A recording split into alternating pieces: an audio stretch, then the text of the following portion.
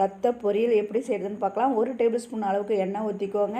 1/2 teaspoon அளவுக்கு சோம்பை இடித்து போடுங்க. அப்போ தான் அந்த ஃப்ளேவர் நல்லாயிருக்கும். 1 பச்சை மிளகாய் கட் பண்ணி போட்டுக்கோங்க. 1 கொத்து கருவேப்பிலை போட்டுக்கோங்க. பெரிய வெங்காயத்தை ஒன்றா சேர்த்துக்கோங்க. நைஸாக நறுக்கி ஒரு கண்ணாடி பதம் வர வரைக்கும் வதக்கிட்ட பிறகு 1/2 டீஸ்பூன் அளவுக்கு இஞ்சி பூண்டை போட்டு நல்லா வதக்கி விட்டுக்கோங்க. ஒரு 1/4 டீஸ்பூன் அளவுக்கு மட்டும் உப்பு போட்டால் போதுமானது. 1/4 டீஸ்பூன் அளவுக்கு மஞ்சத்தூள் போடுங்க. ரத்தத்தில் ஏற்கனவே உப்பு போட்டு தான் பிடிச்சிருப்பாங்க, அதனால் 1/4 டீஸ்பூன் அளவுக்கு உப்பு போட்டால் போதுமானது. நான் ஒரு ரத்தம் தான் வாங்கியிருக்கேன்.